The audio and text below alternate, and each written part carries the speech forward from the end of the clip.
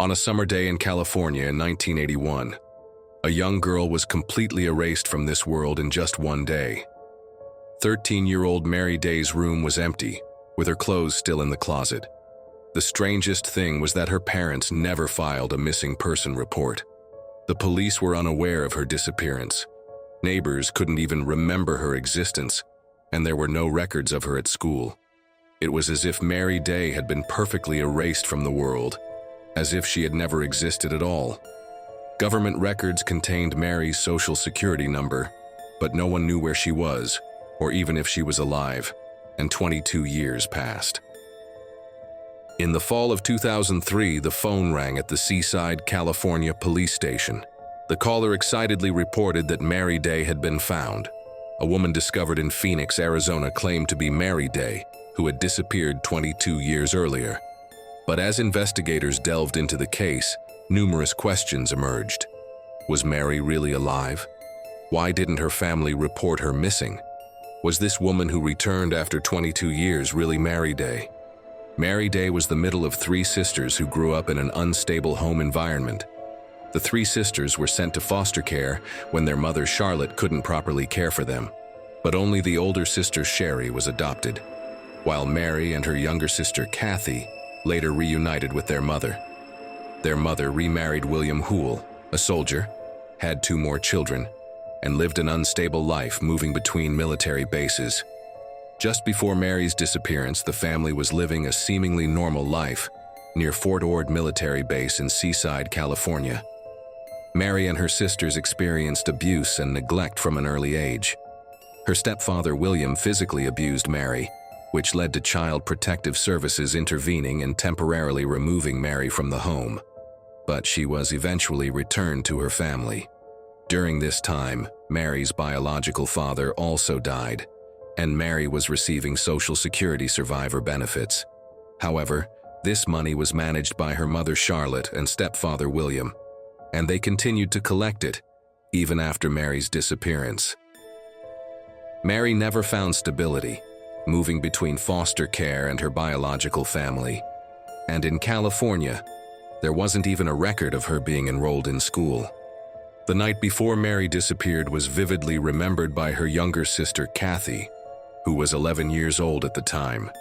That night, Mary and Kathy were left at home while the rest of the family was out, when the family dog suddenly became seriously ill. When the family returned, William saw the dying dog and accused Mary of poisoning it, then beat her. The last time Kathy saw Mary, she was bleeding from her mouth, and the next day, Mary was gone. After Mary disappeared, her parents made any mention of her taboo. They tore up her photos, threw away her clothes, and warned the other children never to mention Mary. It seemed like an attempt to erase Mary's very existence. According to Kathy, when she asked about Mary, Charlotte demanded silence, saying Mary should never be spoken of. The family was also given strange instructions to avoid a certain area in the backyard. Most suspiciously, Social Security benefits in Mary's name continued to be collected. Later, investigators suspected that this might be why Charlotte and William never reported Mary missing. They continued to illegally receive government benefits in Mary's name while she was gone, which could have been a strong motive to keep her disappearance secret. After Mary disappeared, her existence seemed erased, existing only in government records with no trace anywhere else. The strangest thing was that nobody looked for her. During the subsequent investigation, Charlotte claimed she had reported to the police station, but no records were found, and even neighbors didn't know who Mary was. No one outside her family knew about Mary's disappearance. Mary had no employment records, never received welfare benefits, never had a credit card or driver's license. Her life seemed to have stopped at age 13. In 2002, her older sister, Sherry Calgaro, who had been adopted into a foster family, decided to search for her sister Mary. Sherry had occasionally contacted her family over the past 20 years and asked about Mary, but never received clear answers. She tried to find Mary when she turned 18, but failed due to her family's uncooperative attitude. Finally, 14 years later at age 32, she officially reported Mary missing to the Seaside Police Department. Sherry testified that her family never talked about Mary and only said that Mary had run away. In 2002, the investigation team immediately began searching for traces of Mary, but soon discovered something strange. Throughout the investigation, Mary seemed like a non-existent person with no records whatsoever, which made investigators suspicious. The investigation team found and interrogated Mary's parents, Charlotte and William. They were living in Kansas at the time, with William working as a prison correctional officer. During Charlotte's interrogation, investigators felt she was hiding something. She claimed that Mary frequently ran away and was difficult to find. However, she couldn't give a clear answer about why she never reported Mary missing. William admitted to assaulting Mary the night before she disappeared. He testified that he couldn't control his anger, caught Mary trying to escape from home, but she strongly resisted and ran away. He also added that his wife Charlotte said she saw the devil in his eyes. Investigators instinctively felt this statement might be an indirect confession to Mary's murder. In March 2003, investigators visited the house where Mary had last lived. They brought 11-year-old Kathy, took photos, and asked about the situation back then. Kathy said that after Mary disappeared, William instructed them not to approach a specific area in the backyard. The investigation team brought cadaver dogs trained to find human remains and searched the area. Surprisingly, different cadaver dogs independently showed strong reactions to the same spot, near the same tree. The investigation team immediately began excavating the area and soon found a small girl's shoe. However, despite continuing to dig, no body was found. Given that the detection dogs reacted to the same spot, it seemed likely that the body had been moved elsewhere. With this discovery, police began to view Mary Day's disappearance not as a simple runaway case, but as a murder, with William and Charlotte becoming the main suspects. However, without clear physical evidence, the investigation faced difficulties. But 7 months later, Arizona police discovered a woman while cracking down on a stolen vehicle. Surprisingly, the woman's identity matched Mary Day, who was registered on the missing persons list.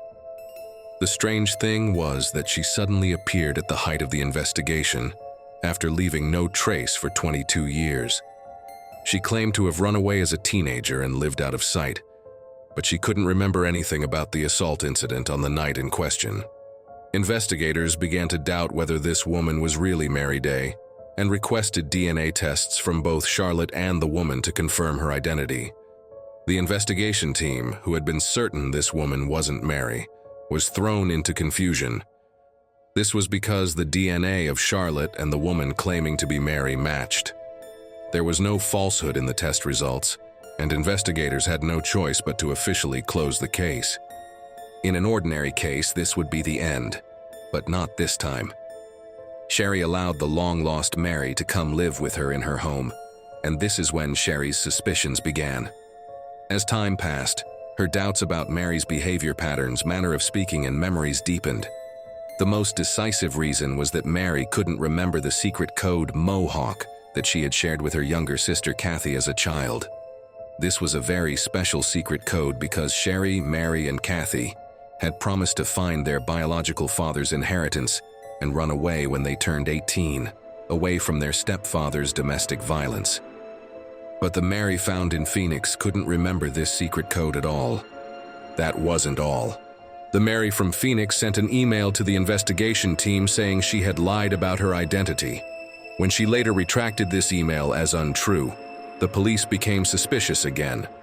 As time passed, in 2008, the investigation team was conducting an investigation near Fort Ord military base for another crime. Cadaver dogs detected a response to human remains at one residence. Surprisingly, this house was where William and his family had moved and lived after Mary disappeared. Given that the same reaction was found in 2008 at the house they had lived in, as was found in 2003 at Mary's last known home, investigators considered the possibility that William and Charlotte had moved Mary's body twice. The investigation team unofficially reopened the investigation, convinced that the Mary found in Phoenix was fake, and unofficially presented a theory to Charlotte that she had another daughter besides Sherry, Mary and Kathy. At this point, a woman named Maury Kimmel appeared and testified that she had taken care of Mary for about a year when she was 15, after Mary had disappeared at age 13. She submitted a photo taken about a year after Mary was presumed to have been murdered as evidence. Remarkably, facial recognition technology at the time proved with 99% certainty that the 13-year-old Mary and the 15-year-old Mary in Maury Kimmel's photo were the same person. The investigation team conducted another DNA test, and again the results matched, permanently closing the Mary Day disappearance case. And 14 years later, Mary died while battling cancer in Missouri.